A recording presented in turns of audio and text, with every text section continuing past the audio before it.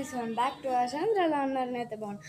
మీరు ఇక్కడ బాగున్నాయి అనుకున్న సరోజ్ అయితే ఇంకా మేము మా ఇంటి దగ్గర దుర్గామాతకి కుంకుమ పూజ కాబట్టి మేము ప్రతి ఇయర్ అమ్మవారి పెడతాం. ఈ ఇయర్ కూడా అమ్మవారిని కుంకుమ పూజ దగ్గర పెట్టి మేమైతే హైదరాబాద్ వెళ్తున్నాం. సో మళ్ళీ అక్కడ కలుసుకున్నాం. Bye bye, stay tuned.